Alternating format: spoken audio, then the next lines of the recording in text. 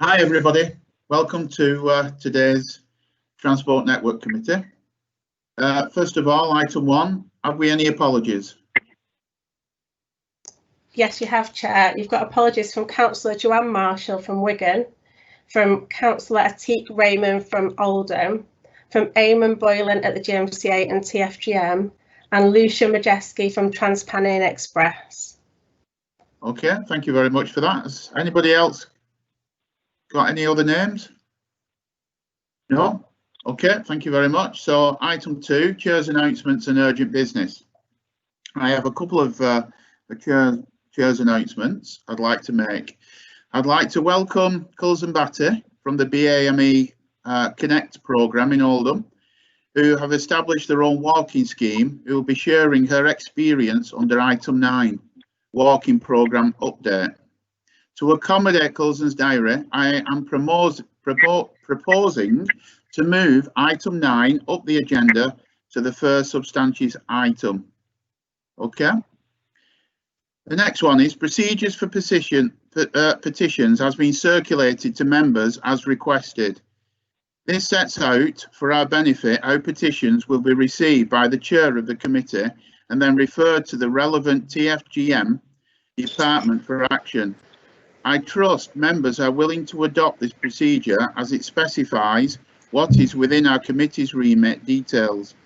The remit details a clear process for the handling of petitions.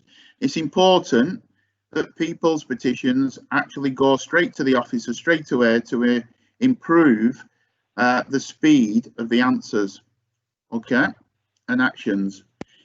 So, item 3. Declarations of interest. Before I bring declarations of interest in, I'd like to thank all the operators present. Okay, I believe we've got Owen and Chris from Northern.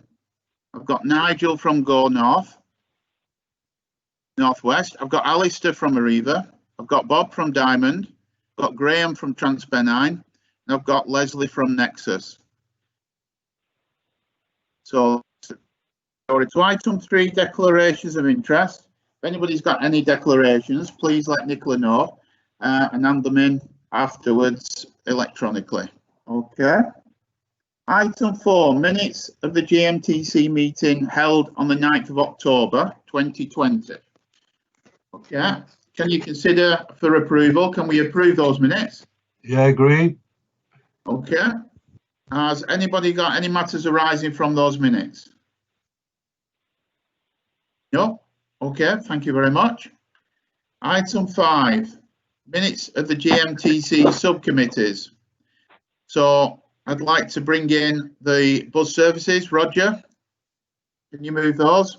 Yeah, thanks. Move, Chair, and Warren will answer any questions if there are any. Brilliant, thank you. Metrolink and Rail.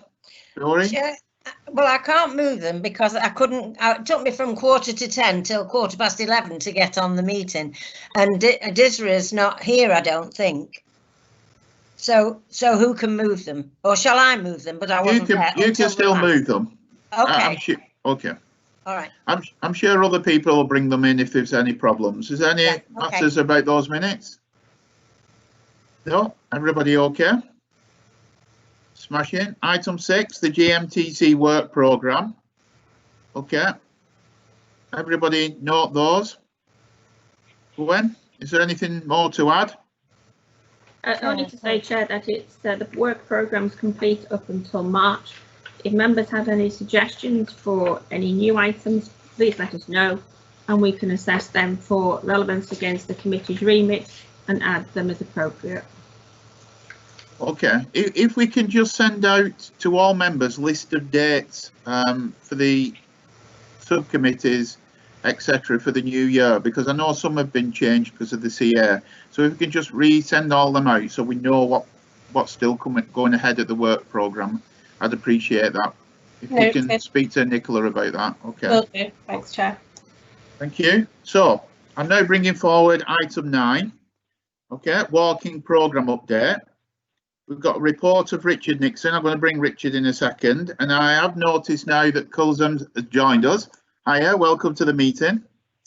Thank you. We're all excited to hear what news you've got. Okay, so I'll move over to Richard. Thank you, Chair. Thank you, members. It'll be a relief to everybody. I'm going to say very little this morning because the star turn this morning is Kulzan. Yes, thank you. So Kulzan, the BAME Connect Coordinator Group in Oldham.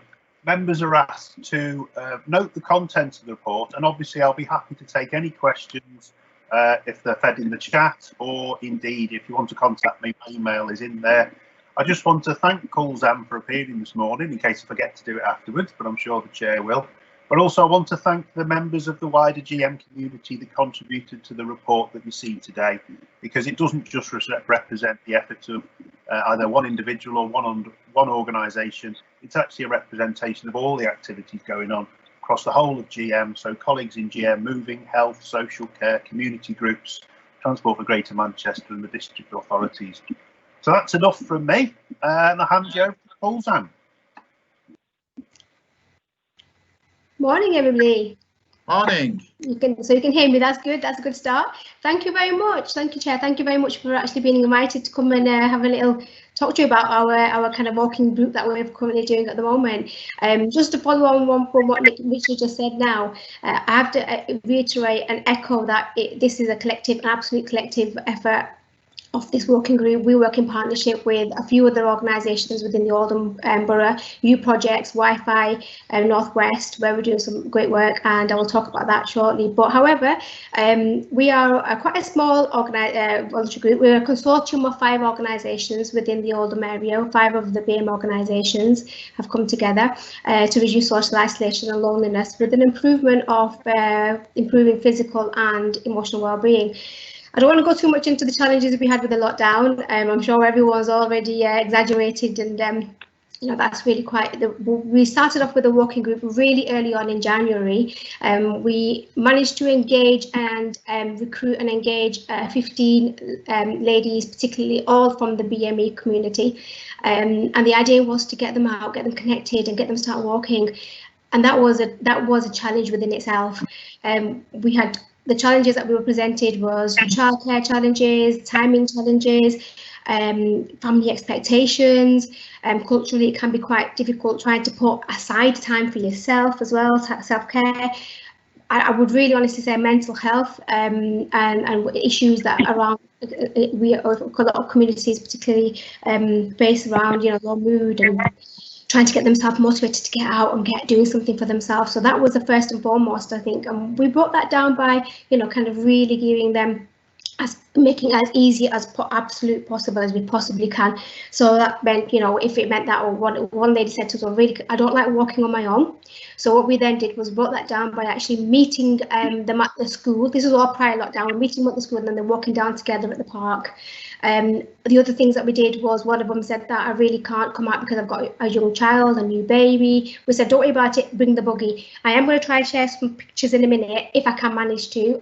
So we tried our utmost just to try and make it as easy as possible. So what we ended up doing is having 15 women coming along to the walking group regularly every single week, taking themselves time, and you'll see some of the quotes that I put on shortly about what it's meant for them. Lockdown happened. Unfortunately, we had to really rejig all our kind of walking, the way we were doing all the walking, adapted it completely. Second lockdown really hit really hard in the sense that everyone was really demotivated by then. The summer had gone. The weather was amazing before. It wasn't anymore. What now? So we adapted that to the buddy walking. So we didn't let them stop. We said, look, we can do this collectively together. Collectively, we can make sure that we're carrying on doing our bit for making our keep walking. And we had some talks with the Oldham Council, the GM, Oldham Sports Development. We got in touch with them. What can we do? Can you please help us in terms of let's make this COVID safe?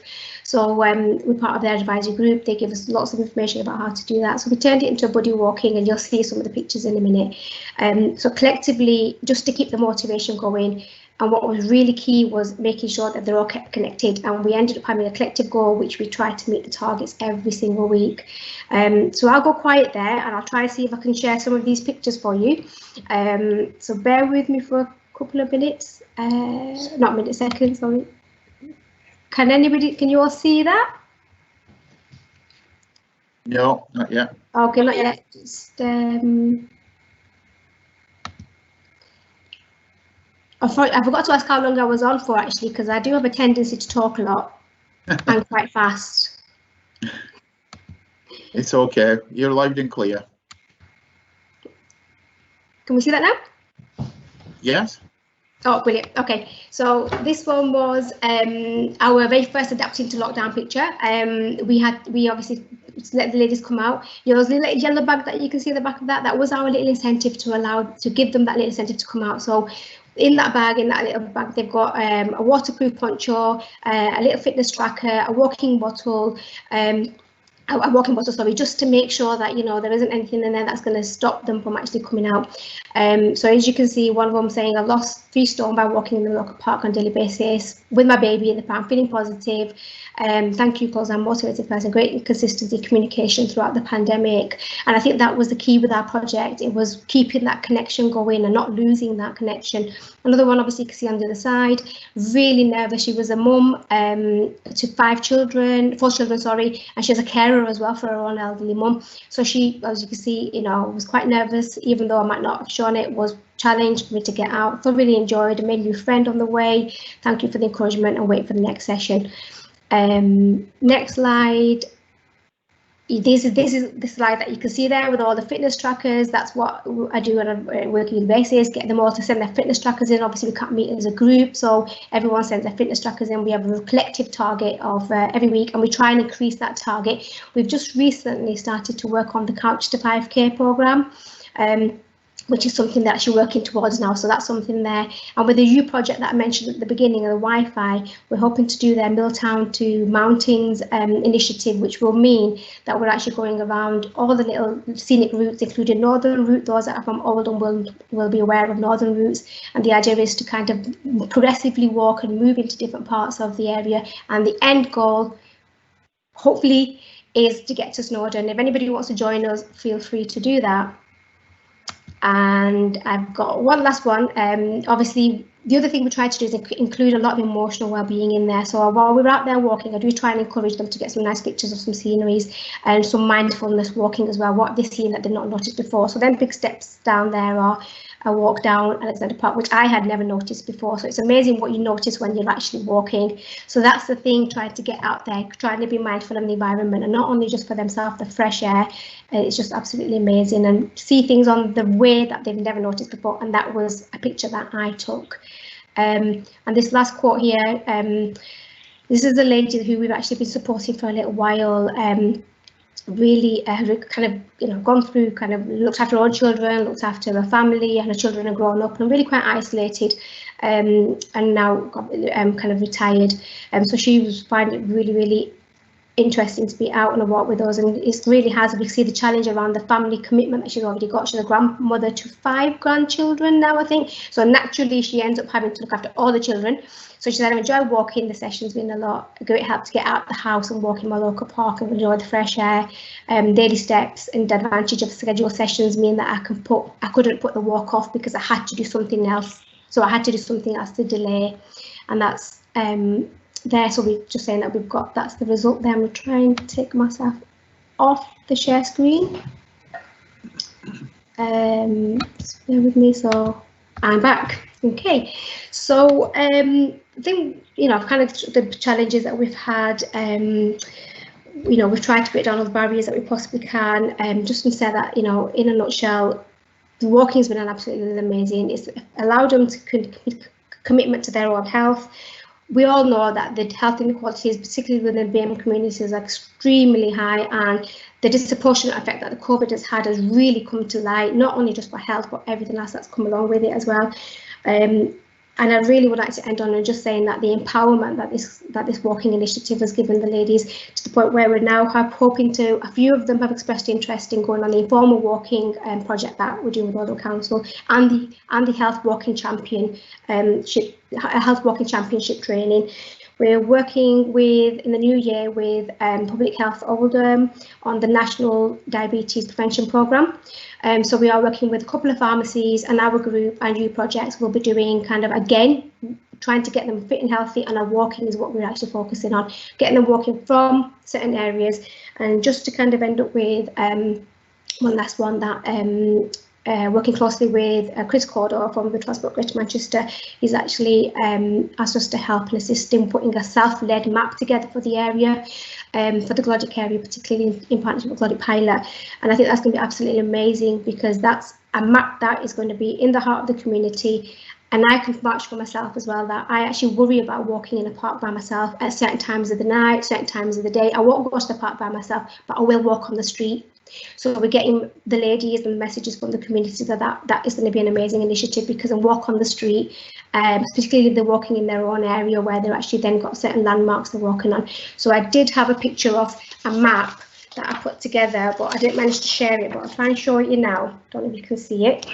It's my first draft of me trying to walk, talk with my buddy, and right at the same time and try and keep myself safe so I'm not getting knocked down by the car. So I will share that if somebody wants to see it later, but that will then grow and hopefully become the Transport for Greater Manchester walking self-led map.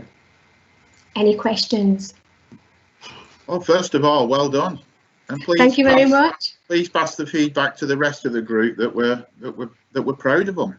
Absolutely. Okay, and keep up the good work. Richard, would you like to come back in on something? I just also wanted to thank Colzam. I think if we could bottle that enthusiasm and repeat that across every community of Greater Manchester, we'd be on to a winner. And I'm sure members, you've probably got local communities who'd love to pick up on this sort of learning and this example project we have here. And as Colzam said, we're really excited about this self-generated mapping of the local area, because that really links people's understanding of themselves with their place. And it's really important that we pick up the people, the place and the movement, obviously, as we develop our network. So all power to them, really, as you say, and massive thanks, basically.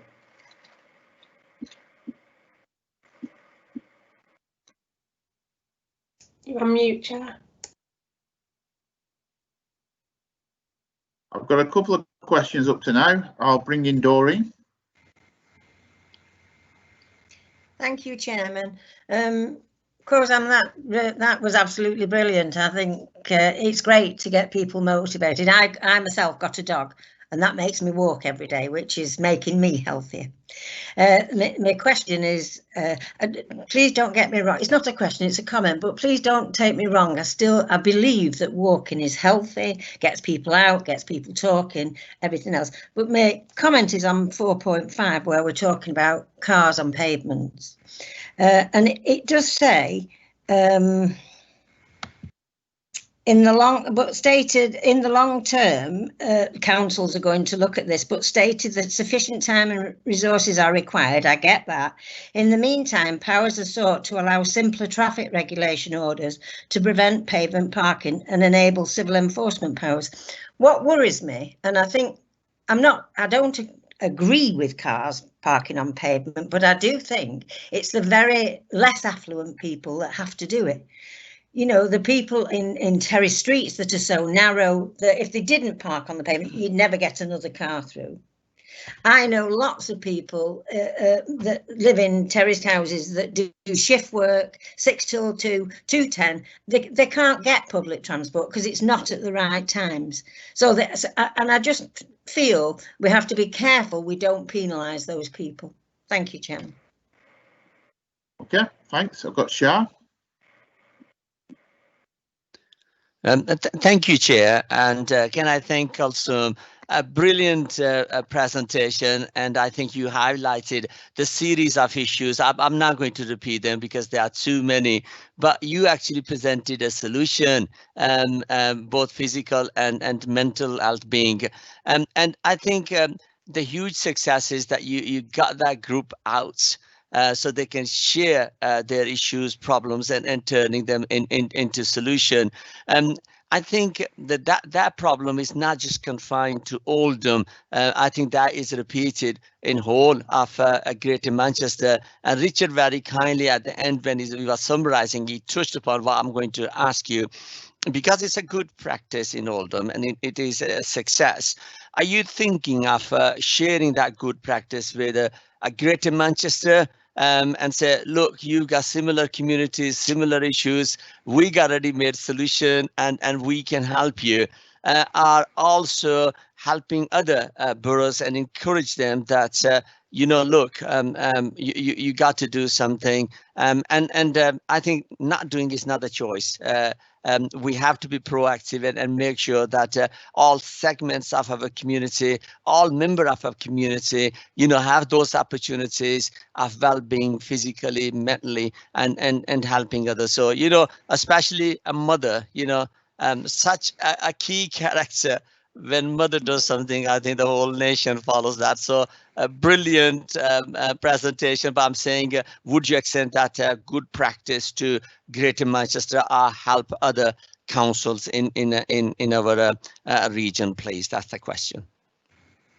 Thank you very much for those comments. I absolutely welcome them, and you're absolutely right in terms of the mums. All our walkers are actually mums, and those that are trying to be mums. What I would like to say is I would absolutely welcome the opportunity to come and present our success story, our work that we've done, how we've actually done that, how we've actually managed to get the motivation engagement, and what we've actually done. So I don't know who would possibly facilitate it from this forum, but I would absolutely welcome that. We're only a small, obviously we're based in Oldham, funded by Oldham Thriving Communities, but happy to come along and share. So yes, thank you, Councillor, for your comment there. But Richard, if maybe you can answer how to do that, maybe. Well, just before that, I mean, I have had discussions with Richard previously about it, and I think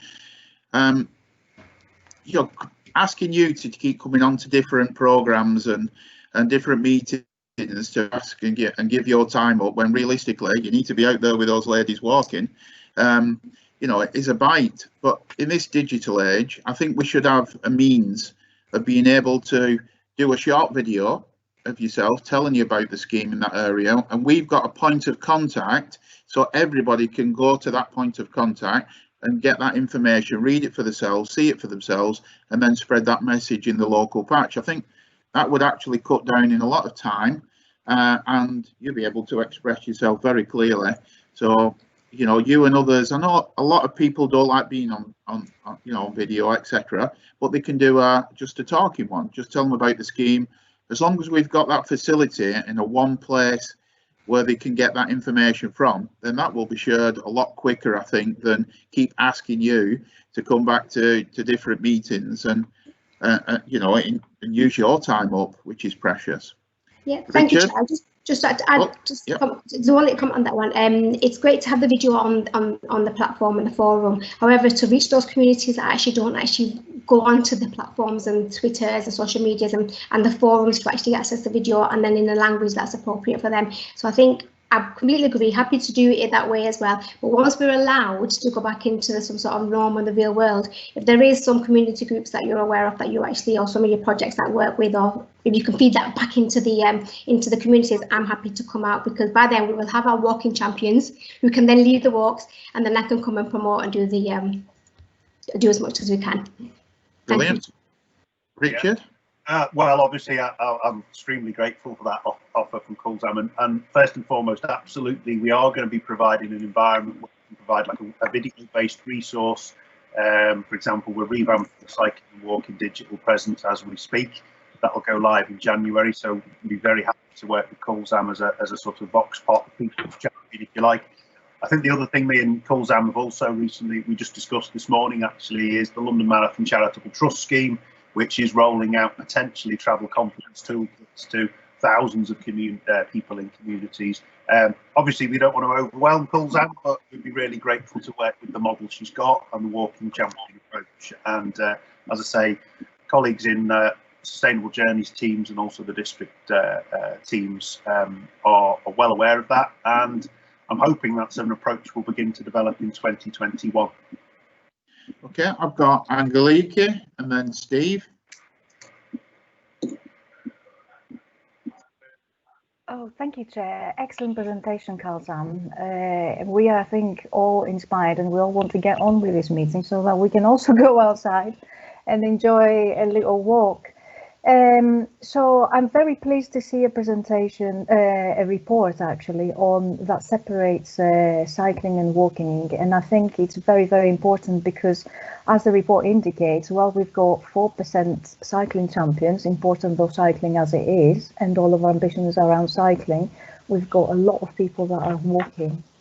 The project that Kalzan was talking about seemed to me more of a sort of revenue rather than sort of a capital project. And I wanted to ask Richard a question around what proportion is spent from the 162 million Mayor's Challenge Fund on walking projects, and if you have started looking at a separation on that as well, reflecting on the reports. How many walking projects have been delivered? Have you got any indication of that?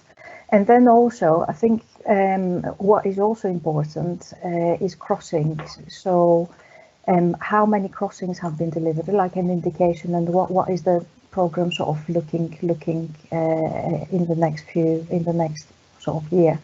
The other thing that I wanted to say is it looks like the report is highlighting more the trips to school and interventions around walking to and from school, and that is a very, very important type of trip that we want to see demonstrable change from car to getting mums, dads and their children walking to school.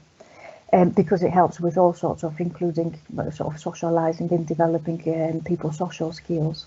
So I think that we also need to add to the focus the habitual trips that people make every day, especially on the back of lockdown. People's habits have changed to do more local trips on the foot, and I would like to see also further focus on older people, because they have been shielding for a long time, and these are the people that, according to my experience at least, are much more likely to need this type of interventions, like crossings and also cars sort of off pavements.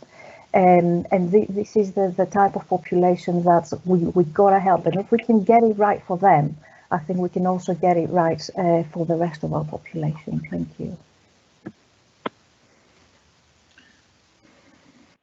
Okay, thank you very much for that comment. I'm going to bring in Steve next. Thank you, Chair. I'd like to thank Hosan for the presentation. It was actually quite interesting and quite pleased to see actually how we set up. And I think it's probably been more needed during the pandemic than it was before it, I think, because it's so much people isolating. It's been an absolute nightmare, and like I can't wait for it to be over to get out a bit more. Instead of I would be doing that a lot more walking, dashing here and there. Instead, I can be stuck in front of the computer quite often throughout the day and trying to dash out to a local park in between meetings for a quick walk, which some other people have mentioned as well. So no, I think that's really good. So I think it's an idea. Obviously, I'd like to see them take forward. I did notice in the report it did mention about things like some voluntary organisation making grants available for this, but it wasn't quite clear who was sort of giving these grants out and actually what these grants are actually for. Presumably it's just, and so it'd be helpful to get some feedback on actually what that actually does, to actually see, because it's the sort of first time I've heard something like that. Speaking in general to the report itself, I mean, and I welcome the report. I've not seen, I don't recall a single report like this that's focused purely on walking, and like Angeliki, it's an area which I think we probably haven't focused on a great deal. I mean, no, I think again, like Angelique's talking about the things like the Mayor's Challenge Fund, there's been an enormous focus actually on cycling, which is right, and so when we get that infrastructure and all that strategy in there, but it's actually been quite hard to get things that benefit pedestrians. I know I've seen many schemes that have actually benefited cycling alone, but when I've tried to put forward 1 or 2 schemes that benefited pedestrians, they weren't accepted. You know, so it's like, so I think there's got to be a sort of rebalancing in this to a degree. That isn't any sort of criticism or anything, by the way. I just think we need to look at this. I mean, what personally I would like to see maybe somebody at TFGM at some senior level specialised in walking. I know we've got currently we've got Chris Bourne who looks after supposedly cycling and walking, but sometimes those things can be in conflict with each other. It does mention the report a few times, obviously they talk about things on busy roads, junctions and things like that. It can be conflicts, and quite often as a walker, you don't always want to share a space, not just being selfish, but quite often pedestrians and walkers can be unpredictable. They can suddenly stop, change direction, and I mean, last winter I think I had 3 minor incidents, thankfully, where cyclists had run into me on footpaths and the like. You know, so I mean, thankfully there was no injuries, but it's like, you know, it is an area where you actually need to be very careful of. And I think I do like to see some space that is just really for them, because it is you can feel safer around that, and that sense where it's actually when there's loads and loads of people around. It's excluding COVID. Even you do need to that wonder around it. But comment on the rest of the report, I was interested in some of the things in it. I mean, the report itself sets out all the different issues in there, which I welcome. Noticed comments from Doreen there. I mean, I take Doreen's comments up to point there. I mean, there are places where even at the moment, any sort of payment park is completely unacceptable in town centres and areas like this, where we get high footfall around those areas where it's simply not appropriate. Where we should say it's not necessary in that sense. And they're the first areas we should be cracking down on. I do agree there's some minor residential areas where we'll have to look at it, and I think I have discussed this locally, and we are looking at that strategy. And there were places where we have to say in some minor residential streets we'll have to come to a compromise, and these streets will have to have some sort of exclusion, because in some cases if you didn't do that, then obviously you wouldn't get things like bin levels, and wouldn't even be able to get down the road. So I think whatever we have to crack down where it's unnecessary. I think that's the starting point in this. I mean, each local authority will draw down those things. So I think that's quite a good point. A couple of points I would like information a bit further. I was very interested, and I did see something circulate. I can't remember whether it's from yourselves on this road shift stars.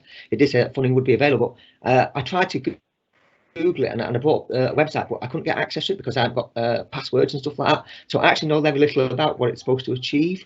I'd actually really welcome some more further information on that. And I mean, obviously, I am quite involved with things like the WOW project. I've set up a little group in my own council, and we're working just specifically sort of walking around schools and so forth, and discourage parking and so forth, a whole range of projects. And the WOW project is a really big part of that. I was actually really pleased to see that expanding. And it does actually stand, I believe, for walk once a week, whereas previously nobody could tell me what it was. I did find that recently, and it took me some time to find out what it actually really means. So I was actually quite pleased with that, and it's actually a rewarding project. And we're trying to involve schools in doing this work themselves as well, not just WOW project, but other things they can take on board. We've got like junior traffic warden schemes and all sorts of things like that going on. So I think I want to share those things, but I'll be grateful if we can get more information on those sort of things. The report itself was very lengthy, and it mentioned lots of different things in it, but there wasn't specific information actually how they'd actually be implemented. I think that mode shift stars is one of the ones that I would certainly like further information. Sorry for going on a bit about that, Chair, but obviously I think it's first time I've seen a report like this, and I really welcome it. And I certainly like to see a lot more information on things like this going forward. I'd like to thank Carl again for your presentation. It's certainly a food for thought there. Thank you. Okay, cheers for those comments, Steve. I'm just bringing you in now, Richard, because obviously Angeliki were asking about the capital spend. On walking and crossing. I don't know whether you got those figures on you. If not, can you send them out? Yeah, not the total figures. Obviously, that's a big program to look at. But the good thing, I think, in the report, it highlights the fact that the first phase of the crossing project is now live. That's 18 crossings being delivered. Phase 1, Bury and Manchester. I think it's 7 in Bury and 11 in the Harper Hay area of Manchester. So that's really important. And that crossings project is very much linked to identifying things like active neighbourhoods, low traffic neighbourhoods, school streets, for example, those sort of things. And as we develop this programme of walking focused activities, community based walking focused activities, I think it's very much about learning lessons from champions like Culzam and Hare Walking Group. So as they begin to identify issues, perhaps on that local map, maybe that's where, as communities, they can begin to introduce that question of where are the challenging problems? You know, where do they have difficulty crossing the road or getting a buggy down the street? I think, as Councillor Stoy quite rightly said, the trip to school is very much the heart of the start of everyone's journey experience, and mums often lead the way in that regard. So if we can create a better environment for that, then that can be very helpful to changing travel behaviour generally. I think Culzam has some information about the fact that it's changed certain of their participants' travel behaviour, for example. So whereas they would have ordinarily driven, they're now walking to school and things like that. So we'll get the detailed information put together. I would stress that this report is compiled by myself on behalf of TFGM and other colleagues, and we do lead on both walking and cycling. And the B network is a walking and cycling network. I am conscious that some of the major schemes appear to focus quite a lot on cycling, but that's mainly because we're trying to create the facilities for both modes. So it's very important where we can to segregate the modes out, because they do have different needs. But I'll get the detail together, and I know my colleague Chris will provide more information on the Mode Shift Stars, which is a really good initiative that we're trying to get out there into every borough going forward. I think what Coulson's highlighted is the fact that a lot of these schemes, it's the simple things that make a big difference. So like, for instance, you know, it might be something as, well, we've got a walking facility around the park, it might just be need lit. Yeah. So they can continue doing that during darker hours rather than walking around the streets. You know, I think sometimes we look at huge schemes rather than just improving the ones that people are naturally walking. And I think those need to be looked at. And so thanks for highlighting that, Cousin. We do appreciate it. I have a few more questions, then I'm going to move on. I've got three. I've got Zidra, Peter, and then Nathan. Zidra, are you there by phone? Yes. Sorry, I couldn't actually get on the system. I only wanted to add to what Angeliki have said, and Stephen. It is very important that children do walk to school, but we do need to make sure we have older people to be able to walk as well, because the main concerns they have speeding cars and even pavements, raised curbs. So I just wanted to add that we need to look more in helping people to walk, not just children, but also older people who actually need more to be out and walking as well. That's it. Okay. Thank you. Thank you. Yep, Peter. Thanks, Chair. Brilliant presentation, Cousin. You've kind of answered the question, because I wrote it without putting a name on stupidly. I live in Tameside.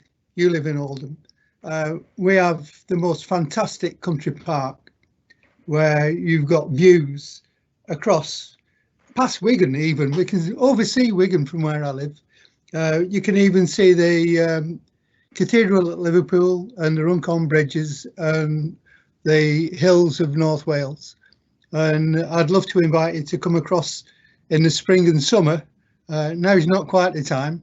But if you could bring your group over, it'd be a lovely day out, and we could have a lovely picnic with my ladies in Hyde. But it's excellent what you're doing. Thank you. Cheers for that. Thank you. And I've got Nathan. Thank you, Chair. No video, I'm afraid. Can you hear me? Yes, just about. Superb presentation, Gulzam. And it's interesting, the cost of Gulzam's efforts there are nominal, really. You know, probably a lot less than £1,000, if anything at all. But the benefits, mentally and physically, for the whole community. I just worry, I'd love to see, I know Angelica's asked for it, the breakdown of how much of the 180 million that we're dedicating to walking relative to cycling, because we've seen, like in Trafford, we probably wasted £250,000 in Trafford in stuff that's been pulled out, whereas how many small walking projects like Culsam's could we have funded and got benefit for? And that then brings us back to what Angelica said. If we get the breakdown and see what crosses we've done, it would really help. So thank you for that. Okay. Well, thank you very much. That was painless, wasn't it, for you?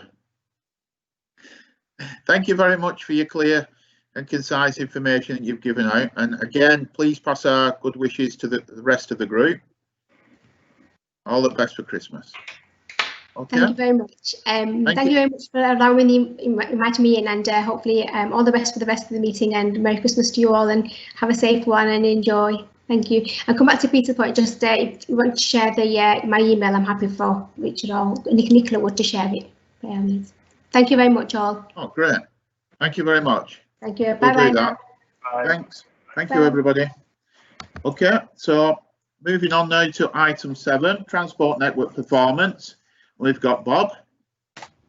Good morning, everybody. I'll give you a short summary of the report since the last full committee. There's been a steady decline in passenger numbers up until the end of lockdown 2, which is when the report was produced. Since then, I'm pleased to say it has started to pick back up again. The specific changes are shown on page 38, the graphs highlighting the impacts of the return to schools, tier 3 lockdown, half term and national lockdown. With respect to the modes, it's been good performance as you would expect.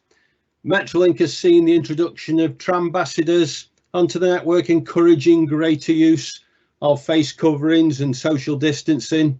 Unfortunately, we've had 2 major disruptions. We had an overhead line equipment failure on the Didsbury line, which resulted in a long closure, and a serious RTC on the Ashton line very recently. In terms of rail, we've got Chris on and Graham on for TPE. Chris, I wouldn't mind you commenting on Liverpool to Manchester services. And Graham, I know it's breaking news on the potential for industrial action, but if you could pick that up at the end, that would be great. Buses operating at 100% of previous pre-COVID levels, and patronage is back over 60% following lockdown 2. Highways are still quite high, currently 86% of pre-COVID, with cycling at 76%. And finally, crime and antisocial behaviour is lower than in 2019, and we had good success with the Travel Safe Partnership, days of action and schools engagement. At that point, Chair, back to you. Okay, thank you very much for that. The operators like to come in on the question Bob were asking. I can do, Chair, if you're all right for me to go first. Certainly, Chris. Okay, thanks. So just building on what Bob said, really, for us, performance remains strong, even as autumn kind of is drawing to a close, but ridership has remained low. So 26% of pre-COVID levels last week and 30% of pre-COVID levels yesterday. So passenger numbers are still suppressed. And what that means is average peak loadings of trains into and out of Manchester is around 45 people per train. So no concerns there from a social distancing point of view. We've got a big timetable change coming up this Sunday, but we're all set for it. And what that means for Greater Manchester is we go back to the full 11 trains a day from the airport to Barrow, the full 4 trains a day from the airport to Windermere, extra peak services on the Macclesfield corridor, hourly Victoria to Chester, a mix of hourly and half hourly on Rose Hill, which I know a number of you will be pleased about, and hourly Wigan to Blackburn via Swinton and Rochdale. We're running around 9% absence as I sit here today for drivers. That's sickness and COVID related isolations, but we have seen higher levels of absence at Liverpool Depot and at Manchester Piccadilly.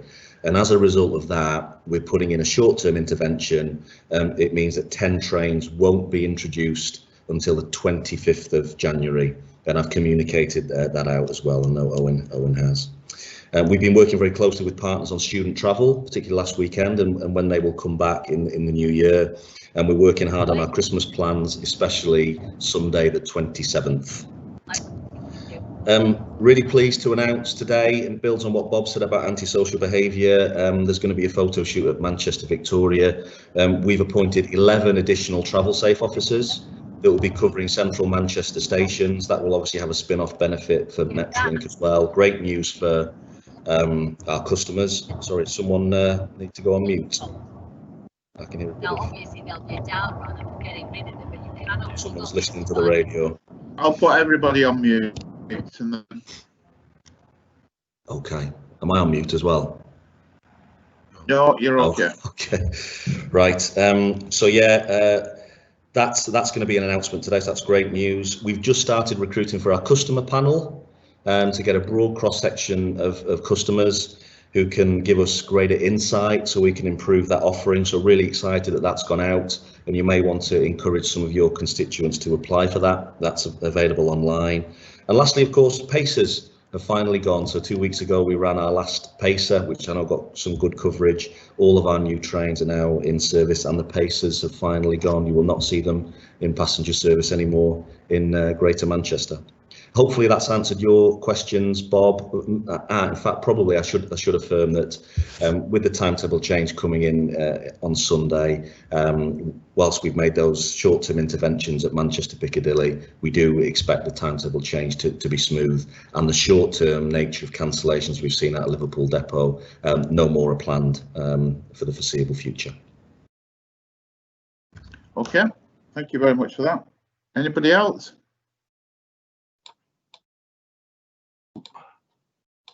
No other operator first? Oh. Okay, so my next person I'm bringing in is Warren. Yeah, actually, for Bob really, I just wonder if you could flesh out some more information on the incident at Ashton that shut down the Metrolink line. I'm not being critical in any way, but I'd like to know why it took so long to get the line back up and running, and if possible, what happened. Yeah, it appears that a van driver missed a red light, but say it only appears at the moment. The police are not taking any further action. It'll be left with us to sort out with the insurers. The reason for the delay, it was quite a serious incident within which the way the driver was trapped. So it was hours before the driver was released. And the damage to the infrastructure, the pole that supports the overhead line equipment, was actually damaged below the ground as well, the foundation. So what we had to do is make a temporary arrangement so that the trams can still pass through at a very low speed until we can go in at nights, dig out and set a new foundation and get a new pole. So it was quite a time consuming and say still to be finally resolved. Thank you. Okay, I've next got Doreen. Doreen, did you want to ask a question on this? Sorry, no, Chair, it's item 8. Okay, no problem. Peter, did you want to ask a question? No, Phil? Yeah, question to Bob and also to Chris. Bob, you said you had a good result with the travel safe officers. Can you tell me how many fixed penalty tickets have been issued on the Metrolink? Because we're still getting issues with constituents complaining to us that the amount of people travelling on the Metrolink not wearing face masks. And the same question to Chris as well on your services into Rochdale. How many tickets have your staff issued fixed penalties since the pandemic came in? And also to Bob, do you think it's wise to keep babysitting passengers by giving face masks out? They've had long enough to get their own face mask. This has been going on since March, and you're still doing days of action where you think to give a face mask out may work. These people should really be prosecuted by being given a fixed penalty notice. That's it. So if I take that first. So with regards to the fixed penalty notices, I'll get back to you with the latest numbers. I will check that out. There is still an education process. There are still people that by having a higher presence out there, and that's the purpose of the tram ambassadors, is to be able to persuade people rather than just slap fines on everybody. There will always be a hardcore that will always ignore. So the more we can encourage, the more we make the opportunity to have face coverings available, the better. But do agree that at some point it has to move from being a carrot to more of a stick. Okay, at this point, I just want to bring, is it Graham Micklejohn in, please? Thank you, Chair. Graham Micklejohn from Trams. I just want to pick up in particular the point that Bob raised in his opening remarks, but also line to Chris. Generally, performance has been very good, and sadly, demand is low for understandable reasons, but for tiers. Bob made reference to industrial relations at TransPennine Express, and in this week, within the last 48 hours, we've been notified of the outcome of a ballot from members of the ASLEF trade union, train drivers who have voted in favour for what's called action short of a strike, which essentially means not doing rest day working or overtime. We've been verbally advised by the union that they will look for action to be taken from after Christmas until the end of January. However, I must stress that this is a verbal indication and we have not yet been formally advised of any intent for action to be taken, and therefore we have no impact on services as of yet. Should we get to that position, we will clearly keep all committee members and TFGM fully aware on the implications and the plans for what level of service we can provide.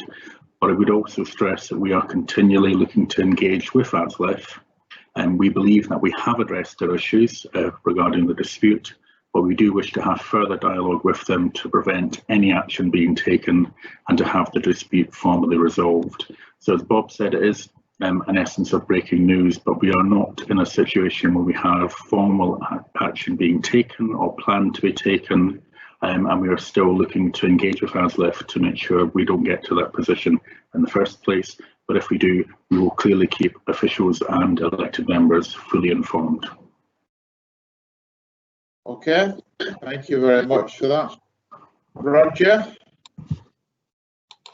Yeah, thanks, Mark. My question's to Chris, and it's about the Liverpool to Manchester rail line, not the Chat Moss line, the one Liverpool, Warrington, Earlham, Urmston, Trafford Park, that line.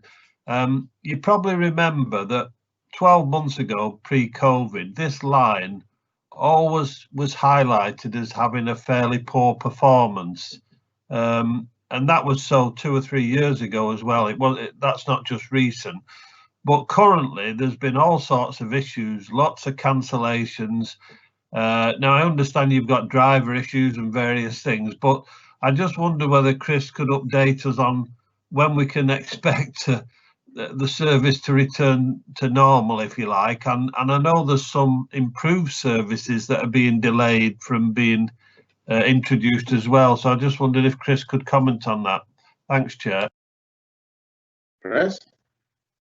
Yeah, thanks, Roger. Yeah, indeed, you're correct. Certainly in the last few weeks, there have been a number of days, 3 in total, where we've been making pre-planned cancellations on the Liverpool to Manchester Oxford Road corridor. We've always ensured that there's an alternative service available and sufficient capacity for people to get on and off trains. But you're right, it has been disappointing. But the reason for that has been a real spike in COVID-related absence at Liverpool Depot. I mentioned today that across my area it's 9% absence for drivers. Liverpool, on those days where we had to make those interventions, was spiking at over 35% absence for COVID-related matters. So it really is an unprecedented level of absence. But I'm pleased to say that it's getting more. Chris, I thought they were all on test and trace in Liverpool. I thought everything was better than it is here. No, well, I mean, it's difficult, isn't it? It's that's just a snapshot of one depot. I've mentioned Liverpool and I've mentioned Manchester Piccadilly as having the spikes. Liverpool is the standout depot, but things are improving, I'm pleased to say, which is why I've got confidence in our delivery of the timetable this week, and also as we enter into the new timetable from next week. So things are looking up, but on those days we had no other choice. We had to provide a reliable and resilient service for our customers, and we wanted to inform them of the disruption, which is why we made that difficult decision just to temporarily remove services on those 3 days. Okay, thanks, Mark. David, you got a question?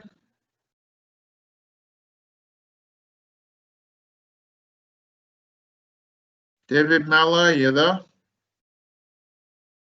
No. I'll move on to, I've got Howard next. Thanks, Chair. This internet is bad this morning for everybody, isn't it? It's a bit like everybody's a Dalek, so I hope you can hear me. I just wanted to, as I often do, support my colleague from Roysdale, Phil, about, Metrolink and education and stuff about masks. I mean, we've had lots of tension and stress on the whole transport network, buses, trams, the lot. but by far the most consistent comment tram users who've got objecting that people ride the tram with no masks, and you know, there comes a point when you have to give up on ever educating people, and people who do follow the guidelines have no choice due to their working arrangements, have to use the tram, want to see us taking action. And if you just wanted to be, you know, and I know I speak for other colleagues along the network, regardless of what political affiliation we have, and our ordinary Metrolink travelling public are absolutely sick to death of it. So for me, you could give them out like confetti. You could not do too much, and I just think people need to feel the love. It is unacceptable, and they are putting people at risk.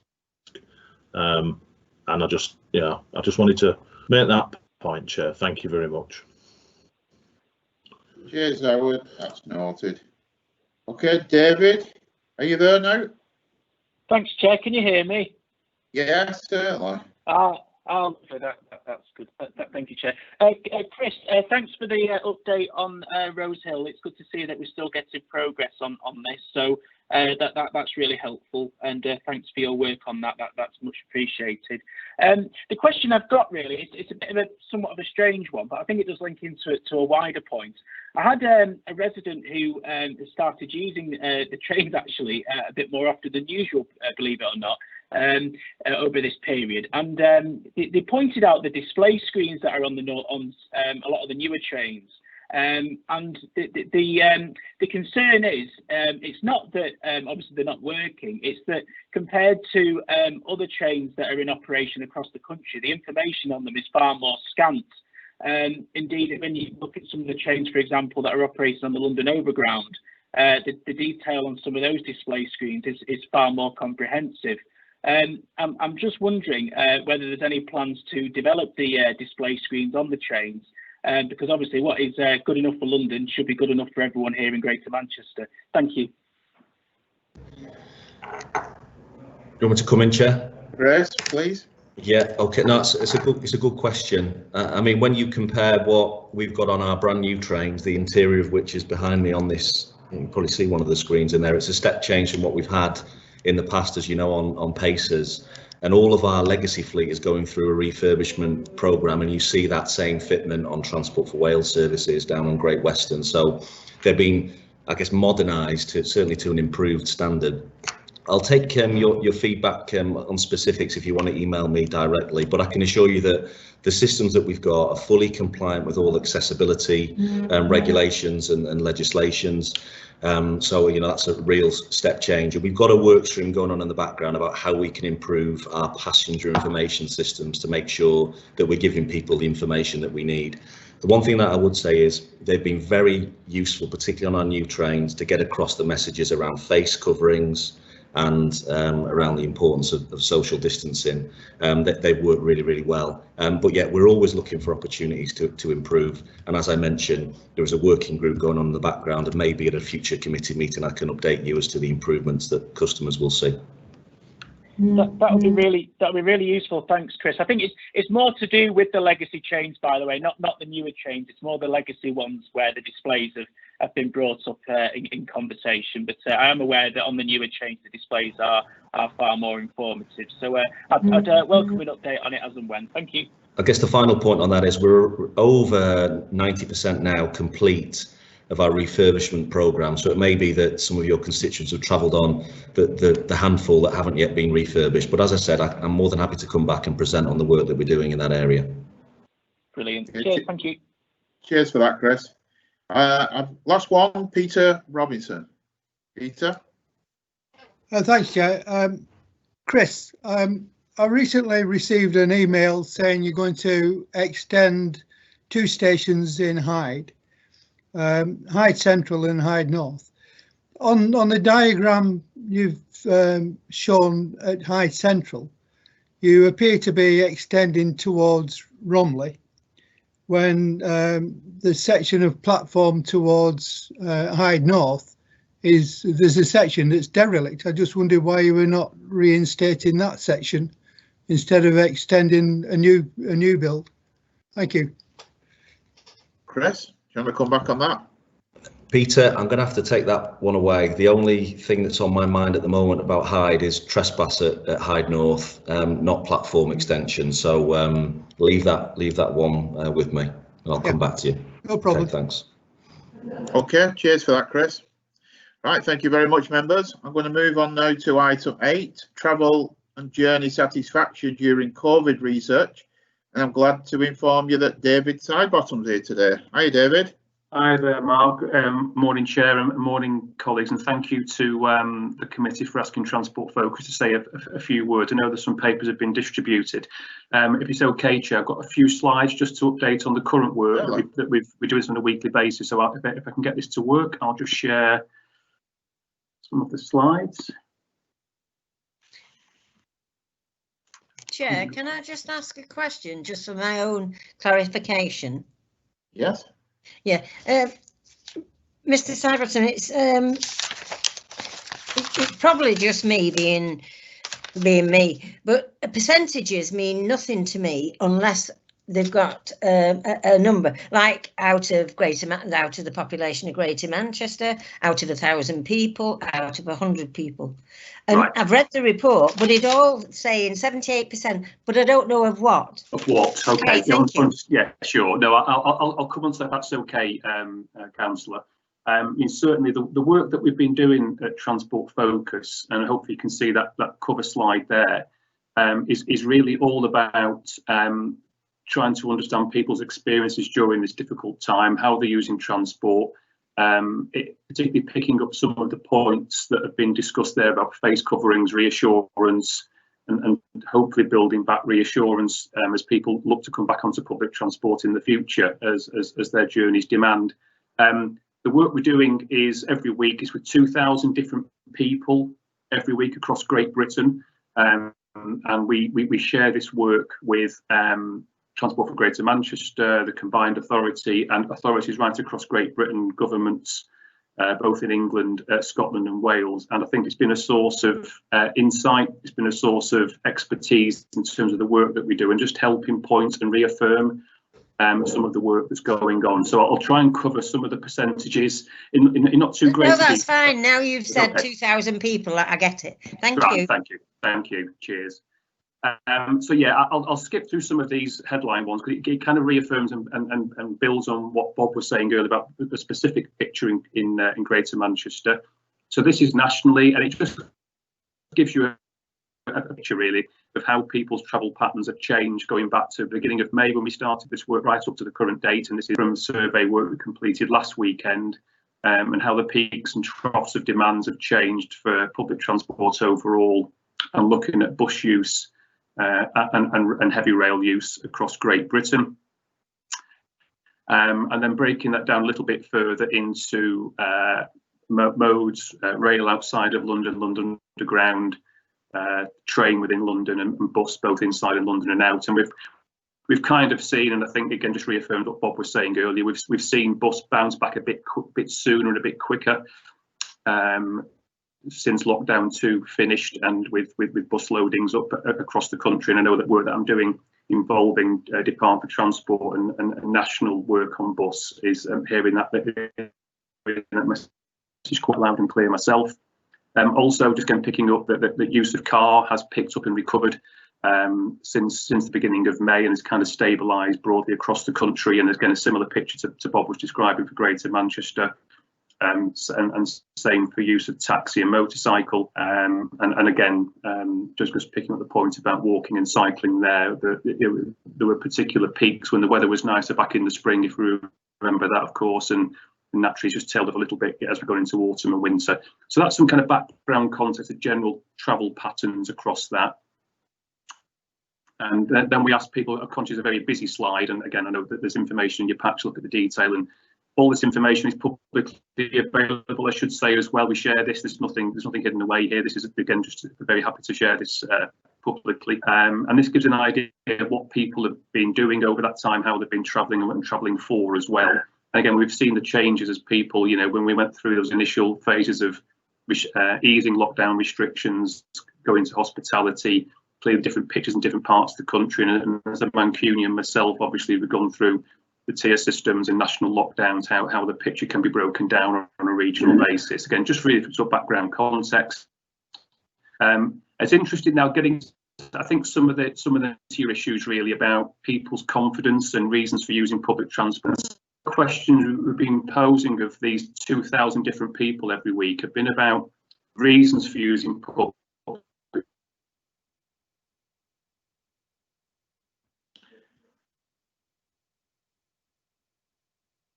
Hello, are you there? We seem to have lost David at the moment. Transport. Councillor, if you can hear me. David, are you back? I'm hopefully I'm here. Okay, yeah. Okay. Sorry, the signal. It's I've got the same problem in Stockport, I think, as others have got around the city. Yeah, so I think just broadly say, I think one of the questions that we've been asking is about people's confidence in using public transport, and broadly a quarter are saying that they've been avoiding public transport or they've had no reason to use public transport at the moment. Again, just helps build that picture there as well. And I think just to finish off really with a couple of slides, I'm conscious the signal's not very good and apologise for that, is that we're asking people, of course, who are using public transport about the satisfaction with a whole range of things. And I think it's probably worth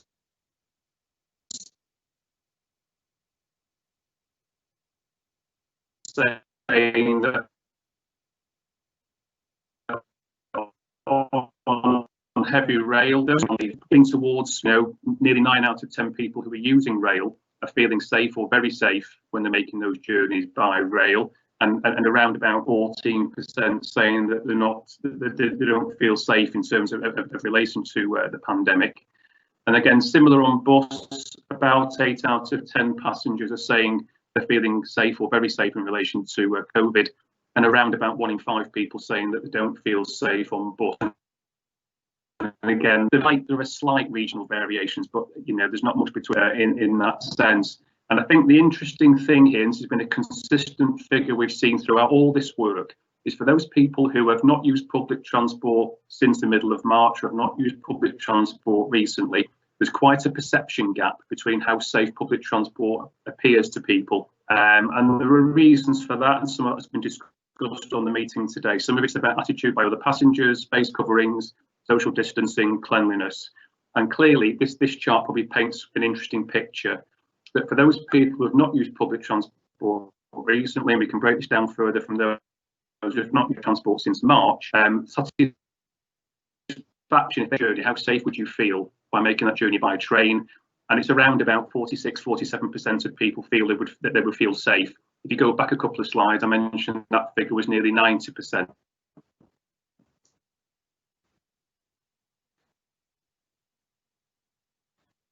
David, are you there? I am. So yes, I am. No, you cut off again then. Sorry. Go on. Sorry. Yeah, I'll finish off now very quickly. I'll take these slides down.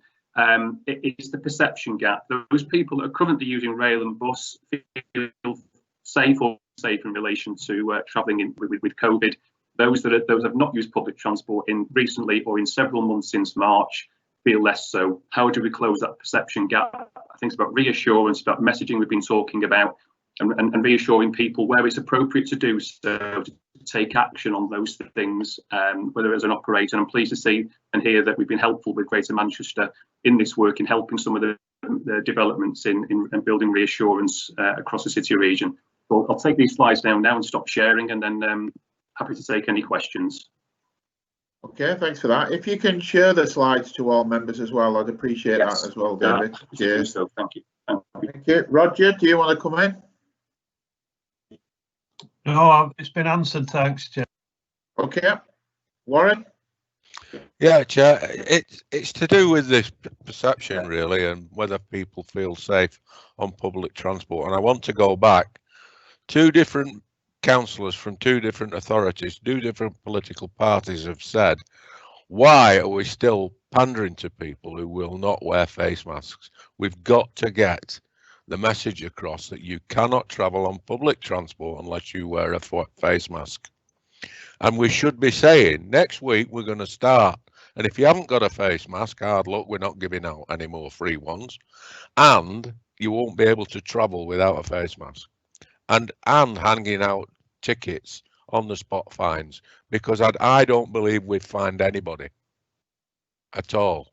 And I think the sooner we stop people using public transport, helping to spread the disease by not wearing face masks, the sooner we clamp down on those, the better. And I'd like some comments from the Transport for Greater Manchester officers to tell us what they intend to do about that.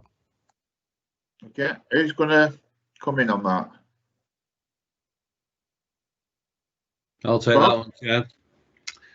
So in the main, the enforcement is done by GMP officers. We have had some enforcement where CAM, the operator, have tried to issue. This has led to confrontations and, should we say, attacks. It's as simple as that. People have got very abusive, both verbally and physically. So that there isn't an element of trying to encourage to get people to put the mask on and know for next time rather than the confrontation. FPNs have been issued, so I haven't got the exact number on Metrolink by GMP. I will get back and let members know what the actual number is. But you've also got to bear in mind it's an open system. It's an unstaffed system. Other than a driver on the vehicle, for the majority of stops, there is nobody there to enforce it.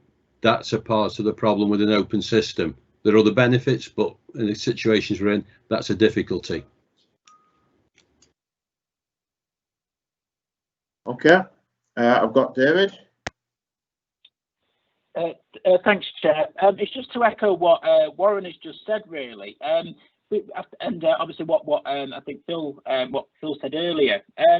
Again, on the enforcement, I guess from my perspective, if we don't crack the enforcement now, it just means that the public transport network going forward will find it very, very difficult to cast off this image that it isn't safe, because we're going to have COVID for quite some time. So, you know, regardless of the vaccine or not, it's still going to be around, and we quickly need to try and change this perception, because otherwise issues around viability and so on are going to get ever more significant. So I think really just to echo the comments that Warren and Phil have said, I think we need a short, sharp shock with this. Because my fear is if we don't do that, we're going to really struggle to get public confidence back on the network and to get people using it again. And obviously that creates major issues in itself. So I guess it's more of a comment really, Chair. Thank you. Okay, thank you very much for that. I'm going to bring in Phil. Thanks, Chair. It's been highlighted again in David's report, safety on the trams. We've got over 50 to 60 travel safe police officers. We need to know how many tickets have been issued. These police officers are there to be accountable. They need to be used on this system to enforce the law. We understand that the staff, the travel safe staff and the Metrolink staff do not have powers. Hence the reason why we employed these police officers to do a number of different jobs along the transport network. Yet we never get the correct figures from TFGM. I've asked several months now for the breakdown on antisocial behaviour, crime-related incidents along the Rochdale line. We've not got them. I've asked this morning. I give Bob the opportunity to go back and come back to me with the figures for people not wearing face masks. I've got a feeling it's going to be on one hand the amount of tickets on the trams and on the buses they've issued. It's all right getting good results with the transport unit, but these results aren't on transport, on probably roads outside schools. We need to be proactive, and it's time we woke up and dealt with it properly. Thank you. Okay, Bob? Yeah, so whilst we've been talking, I can confirm there's been 18 fixed penalty notices issued on Metrolink. A low number, but what we have had, and I haven't got the exact number, we have had thousands of interventions where individuals have either been refused entry onto the network, where we've got Travel Safe Partnership staff there, they've either intervened to make them wear a mask or physically stop them getting on the service. So that is happening. And this morning, I've just checked on the figures from the sample points around the network. Face covering usage was 90+%. Now, bear in mind, there'll be some exceptions. There'll be some that won't. The exception to that is around school children, where we know we've had issues. even that has increased recently. Mark, I need to cut. That is absolutely shocking. 18 fixed penalties on Metrolink since March. It's unacceptable. We can pass that back anyway, Bob, can't we? We need the true figures, and it needs to be reported back to the committee as well. And I can take it up with Andy. Okay. I've got Steve and then Angelika. Thanks, Mark. There's a query, obviously, on planning moving forward. I mean, obviously, there's a vaccine in sight now, so it's quite likely by the time we get into sort of late spring, that most people should be vaccinated, hopefully. Should have the opportunity to do that. I'll certainly be, as soon as mine comes through, I'll be there straight away, absolutely. But it's actually, I can see like a sudden horde of people suddenly, when they've all been stuck in the homes for the last year, all of a sudden wanting to go out everywhere and get out because it'll be spring, there'll be a vaccine on site.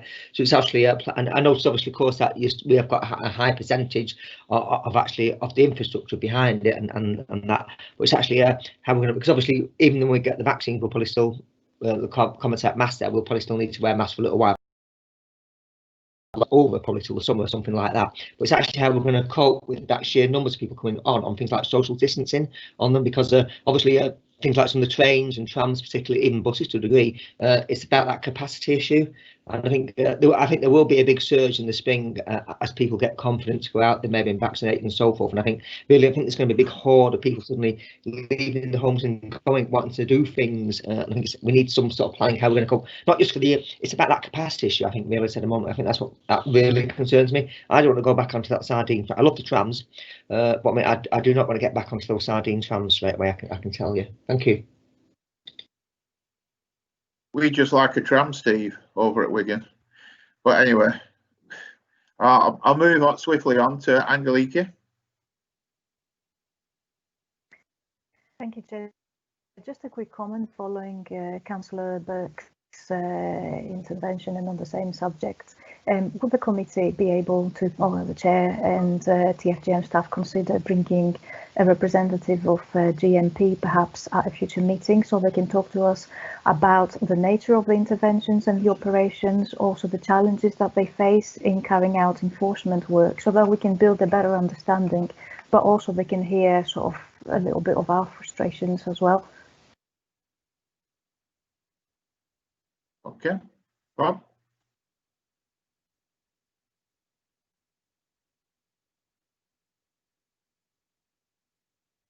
Sorry, Chair, slow to unmute. Yeah, we'll request GMP come along with the Travel Safe Partnership team.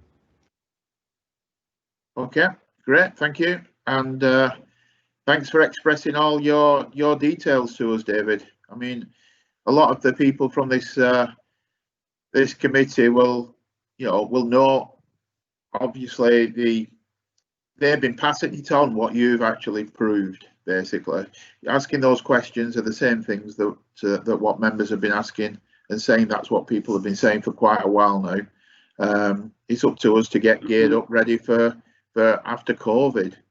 Okay, but thank you very much for your attendance today. Appreciate it. If I can just very quickly say, I'll share that information just to say that supplementary to all this, we've done some stuff recently which is not published yet around the council comments about what a vaccine would make in people's attitudes to perhaps travelling again. Early days, and it will obviously evolve, but we've got lots of other stuff that we can be happy to share and keep sharing with colleagues at TFGM and the thank you. If you will, please, we appreciate it. Thank you. Thank you very much. Cheers. Thanks, members. So, moving swiftly on, item 10, winter service plan. We've got Stephen. Okay, yes, good morning, Chair. Good morning, everybody. The winter service plan report, I think it links quite nicely to what's just been presented there by Transport Focus, actually, as it happens. I suppose the first thing to say is you'd normally receive this at this meeting as quite a short and simple Christmas New Year services report. But we thought we'd handle it a little bit differently this year, although we have included the usual public transport appendix that shows the day-by-day arrangements as an appendix, as I say, in the report. One of the reasons that we thought we'd take a bit of a different approach is the particular challenges, like so many other things this year, which mean we've had to be and still are needing to be much more flexible. So our operators, for example, and obviously authorities. The report sets out very briefly some of the interventions that we're making. You'll see those there. But what I'd like to do is bring in Rachel. You can see Rachel's name here. Probably a new face to members this morning. Rachel coordinates our travel information within TFGM. This is only about 5 or 6 slides, but I think you'll find it really interesting in terms of our approach, not really just for the Christmas New Year period, but also throughout the winter. And as I say, building on what David talked about from a transport focus perspective, how we're trying to be proactive and really sort of try to coordinate and hold the ring on a number of initiatives. Over to you, Rachel. Thanks, Stephen, and morning, everyone. Yeah, so as Stephen said, really, we've been doing a lot of work at TFGM and with a number of our partners, working really closely with them to plan for this winter period. So I'm just going to give a quick overview of some of that work. So just as a bit of a summary, we've been analysing a lot of data to try and understand the key transport challenges that we're likely to face, and we've been implementing appropriate mitigations and interventions for those challenges. So this is an approach we've been doing for a while now, and the first focus of this kind of winter activity has really been on the December period, in line with the end of the national lockdown, and obviously looking to continue to evolve that approach to reflect national and GM announcements. So all the work we're doing and all our interventions are people and place focused, and the idea of this is to ensure that they're appropriate for local areas and also align with local plans. One of our biggest challenges, I think, is that ultimately we don't know how people will behave, and that there's been some good conversation about that on the call so far, and that will continue really. And I think we need to make sure our interventions are informed by the data and our expectations, but we need to be dynamic and be able to react to the situation. And crucially, as it says at the bottom there, we're going to make sure we focus our interventions in places and on issues where we think we can make a difference. So coming out of the national lockdown, then we looked to identify some hotspots where we thought we might see some challenges on the network, and these were particularly related to retail, as we felt this is where the biggest challenge would be. So we've identified some hotspots across the 10 districts that we've been looking at in more detail. So that kind of gives us the where in terms of our focus. Looking at kind of historic data and what's happened this year as well, we typically expect the peak of retail trips to be in that inter-peak period. Obviously, there's a conflict there with the school egress time and also some ongoing major schemes, particularly in the regional centre. So that's been an area of focus for us. And I suppose, as you would expect, we see more families and teenagers travelling at weekends for retail purposes. So that really gives us the when in terms of helping to focus our activity. So I just wanted to touch on some of the things we've seen since the 2nd of December. So we have seen a growth in retail and leisure trips, as I think you'd expect. That's been up to 40% increase in some local areas, but just worth noting that so far no local area has been within 20% of the pre-COVID baseline for retail and leisure trips. And finally, really on this slide, just to say that we think the situation so far has been managed through the interventions we've put in place, both at TFGM and, as I say, really importantly, with a number of our partners. So just to move on to then, really, we just wanted to use this slide to give a flavour of some of the types of interventions that we've put in place, which I say have been people in place specific and hotspot specific. So calling out the Trafford Centre here, as I say, is a particular example, but just to note again that there's been a number of different interventions put in place across GM to tackle those local challenges. So just to give a flavour of some of that. So there's been a real focus on the retime and remode message, and there's an example message there around promoting the Parkway, Park and Ride and the tram services to the Trafford Centre. We've been making sure we're getting across our customer travel advice through the website, through emails, through social media and through digital advertising, all again which has been really targeted to give the specific messages for those specific people and places.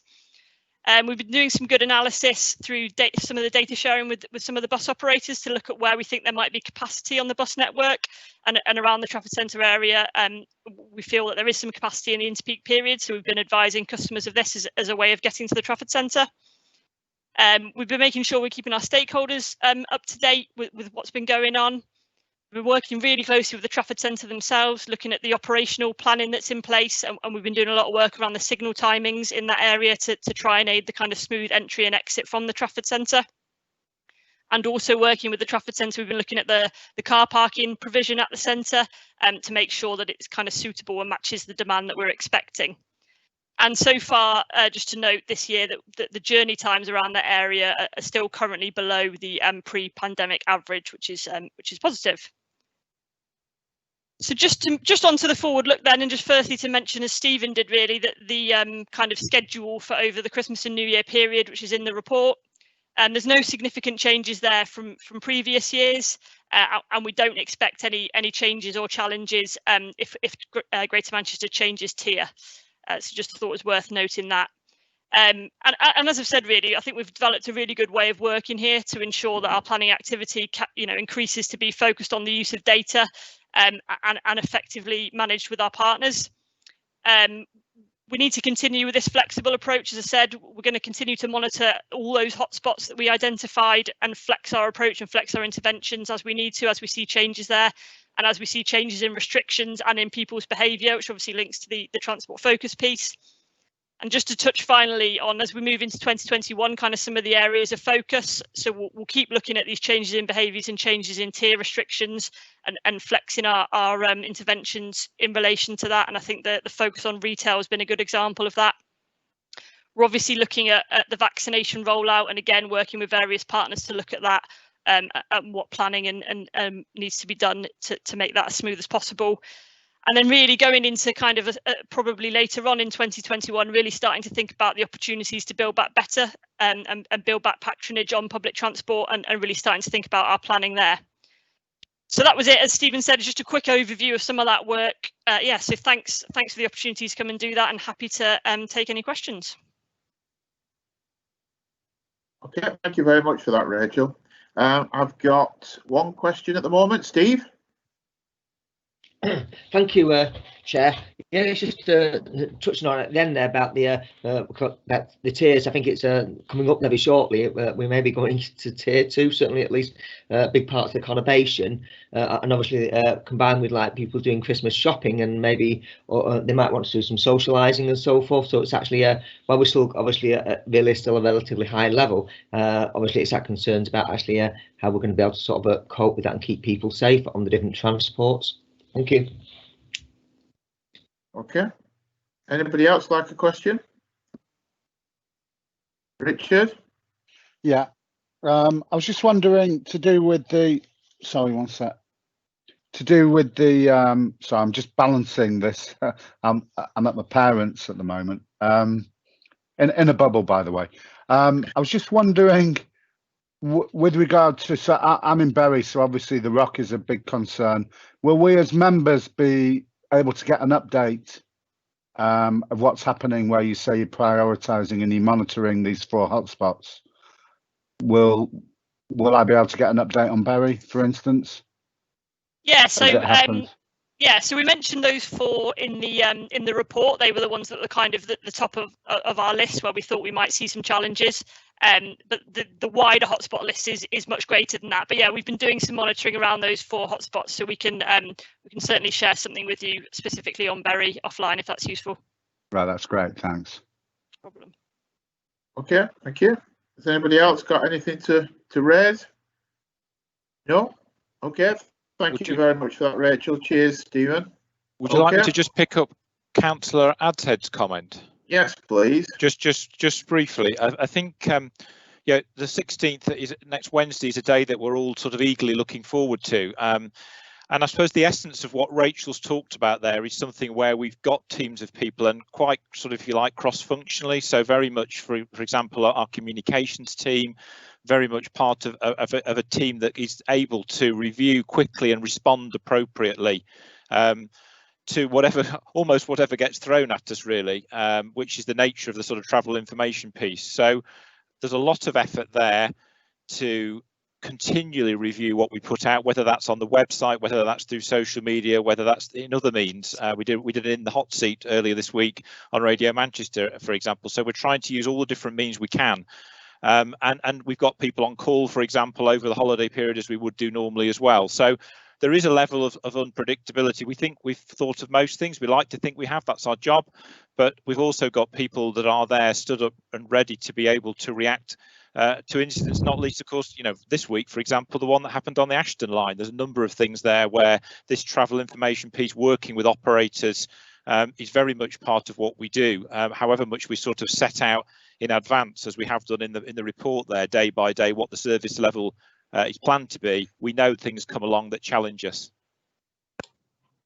Mark, can I just comment on that? Just yeah, of course you can, Roger. Only because I've been watching what's gone on in the United States in the last 48 hours, and of course they had their Thanksgiving celebration where people were travelling hundreds of miles to meet family and friends. And you know, usually within a week or 10 days, you suddenly then see a spike all over, and they're in a dreadful mess at the moment. You know, mainly because they've got a president who doesn't care about things like that, but they are in a mess. So much as I want Greater Manchester to go into tier 2, I'm very keen on that. That means that our efforts have got to be strengthened, because if we don't get people using masks and all the rest of it, then you can guarantee mid-January we're going to end up with the cases starting to increase. Now, I know the vaccines now, you know, being administered in various places, and that'll help a lot, but I don't think it's going to help a lot much before March and April next year. So I think we're all going to have to be as keen as possible to make sure public transport is safe. That's it. Okay, thanks for that. Steve, do you want to come in on that? I think I'd just say that we're really keen. I think it was Rachel's last bullet point to, when I know operators are, to start to build things back. So there is some planning activity taking place, looking at what in addition to the sorts of things that have been talked about and are in the report as well, what other initiatives we can do. But as has just been said, really, the timing of that's got to be done very sensitively when we're allowed to, if you like, through central government messaging, and it's appropriate to start to build back. But that's very much part of what we're thinking and working on. Okay, Warren, did you have a question? No. No. Okay. Right. That's the end of the meeting. Thank you very much for all your attendance. Thanks again, Rachel and Stephen, for that information. Please have a great Christmas. I'll see you all in the new year. Please stay safe. Bye, everybody. Same to you, Chair. Happy Christmas and New Year, everybody. Thank you, Chair. Bye. I want to